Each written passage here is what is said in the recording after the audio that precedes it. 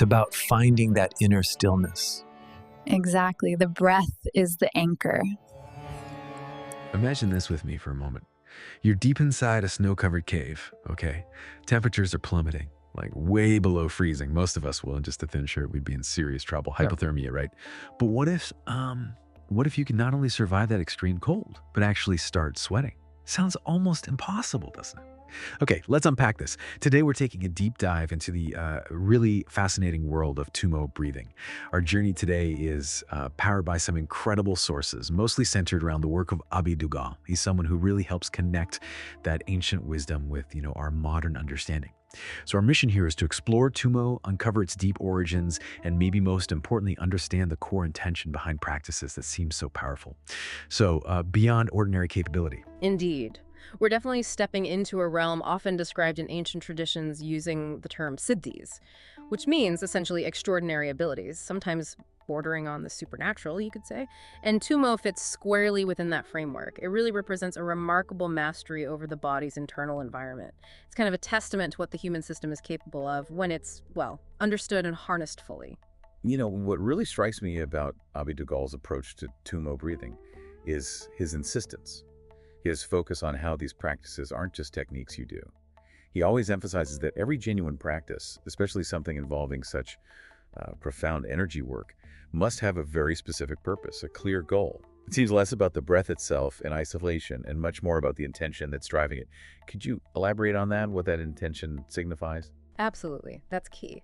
So when we talk about raising body temperature through what modern science tends to call Tummo, we're actually aligning with an ancient yogic siddhi. It's known as Jitendriya, or perhaps more commonly in this context, Agni Siddhi. And that translates pretty directly to mastery over the internal fire. Now, this mastery isn't just about physical heat.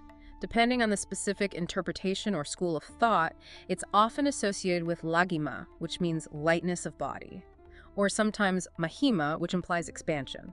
Basically, it points to a profound control over one's physical and energetic state. It's really about transcending what we perceive as normal physical limits. And that's exactly where Abhi Duggal makes such a compelling connection, isn't it? He takes these ancient yogic siddhis, these incredible, almost mythical sounding abilities, and links them directly to practical, maybe even accessible breathwork like Tummo. How does his approach make that connection so clear, so resonant for people today, especially, say, for those following the school of breath?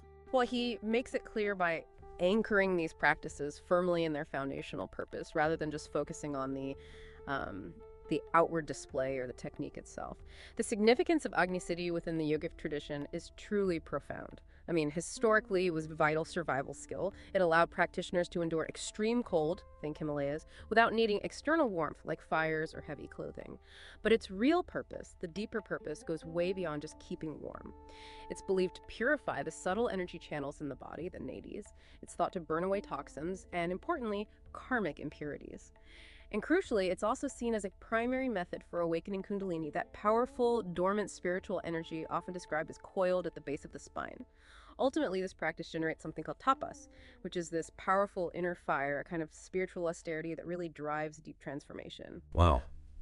It's incredible to connect this to, actual accounts. When you read Paramahansa Yogananda's autobiography of a yogi, well, he doesn't use the specific word Tummo, as far as I recall, but this siddhi, this inner heat thing, it's unmistakably implied. He tells stories of yogis like Babaji and Lahiri Mahasaya, who seemed completely unaffected by snow or torrential rain, or just extreme weather in general. They're described living naked in the Himalayas, sometimes without food or even a fire circle, generating what Yogananda calls pranic heat-like vital life force energy, just through their intense meditation and breath control. Does that really point to the same internal fire, the same mastery we're talking about with Tummo? What's fascinating here is how Abhi Duggal kind of sums it up so neatly. He says, modern science calls it Tummo. Ancient yogis called it tapas, or Agni Siddhi. And when you think about it, it makes perfect sense. What Tibetan monks demonstrate today, often with, scientific equipment monitoring them, it mirrors what Indian yogis mastered centuries ago. It's the same fundamental understanding of breath, prana, and subtle energy. This inner fire, it isn't merely about feeling warm, it's really a profound symbol of mastery. Mastery over the body, yes, but also the mind, and even the environment itself. It's like the ultimate demonstration of inner control and resilience. And this ancient mastery wasn't just for show, you understand. It was deeply tied into their spiritual evolution. Okay, so let's try and really visualize the practical side of Tummo. Imagine that below freezing cave again. You're wearing just a thin shirt. A perfected Tummo practitioner wouldn't just, survive. They could actually start sweating, generating their own internal furnace. Can you tell us a bit more about the historical context? Why did this skill become so important in certain traditions? Oh, absolutely. This practice has a really deep historical lineage. It's famously associated with the Kagyu sect of Tibetan Buddhism. Their current head is the Karmapa, who resides between Gangtok and Dharamshala. And the Kagyu sect, well, they trace their lineage directly back to the legendary yogi Milarepa. And here's a surprising fact, maybe. The name Milarepa literally means the cotton-clad in Tibetan. Cotton-clad. Exactly. Because apparently a thin piece of cotton clothing was all they needed to stay warm, even in the brutal Himalayan winters. It wasn't just impressive, it was a literal life or death skill back then. And the tests. The tests of Tummo mastery sound just as incredible as the stories. I've read about practitioners literally drying wet sheets of cloth on their bare backs in the middle of winter, just purely through their ability to dramatically crank up their core body temperature. It's a remarkable physiological feat, really. This raises an important question, though. For anyone listening who's curious, what are the core components? What does the Tummo practice itself actually involve, based on the sources? Right, the mechanics. Well, this raises an important question about how it's done. The sources do describe some key elements. It typically involves using a particular bijakara, which is a sacred seed sound. Specifically, the sound ram is often mentioned. Practitioners visualize a fire, like really visualize it being built and then flaring out, usually centered at the Manipura chakra, which is located near the navel area. And this powerful visualization is combined with a very specific rhythmic breathing technique. It's not just any breathing. Historically, especially in those incredibly harsh mountain climates, this wasn't just an esoteric practice. It was genuinely necessary for survival. You pretty much had to learn it, or you probably would have perished in the wintertime. Although it's worth noting that great masters like Babaji often provided a duni, a sort of sacred warming fire, for their disciples too, so there was some external help sometimes. Okay, let's circle back to Abhi Duggal's central teaching here, because it feels really crucial. It's about the critical importance of having a clear intention behind any practice, but especially those involving such profound energy work, like Tummo. He stresses that these practices, like all siddhis really, are meant for a specific purpose, a definite goal. He asks us to consider why we'd pursue such a profound ability in our modern context. He makes a really powerful argument about the intention behind these things, urging us to examine, well, are we operating from ego, just wanting to display power? Or is there a genuine spiritual need, a real reason guiding our effort? Exactly that. He often brings up these quite pointed examples, like why spend potentially a lifetime mastering the ability to walk on water when, a $5 boat ride gets you across the lake just fine?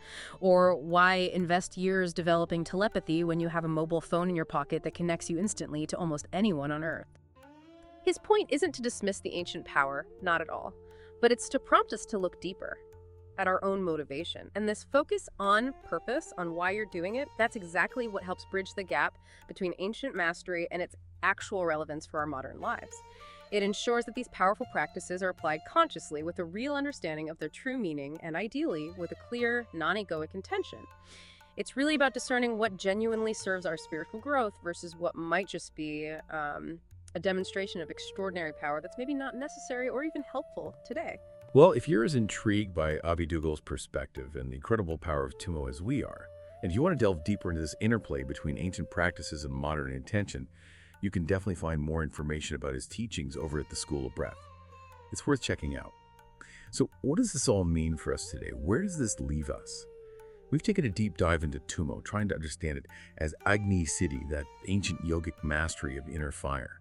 We've explored its deep roots, from Himalayan yogis just surviving extreme cold, to Tibetan monks demonstrating profound physiological control, even under scientific scrutiny. And perhaps most importantly, we've highlighted Abhi Duggal's crucial insight, the power of a clear intention, a specific purpose, and that honest examination of our own motivation behind every practice, especially those that tap into such profound energy. And maybe a final thought to leave you with is this: how might consciously asking yourself, what is my true intention here, before you embark on any significant challenge or learning a new skill? How might that change your approach? And maybe even your ultimate outcome, not just in spiritual practices, obviously, but in, well, all areas of your life today.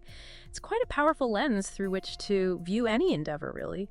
Thank you so much for joining us on this deep dive into the inner fire. We really encourage you to explore these ideas further and maybe discover the profound intentions behind your own practices.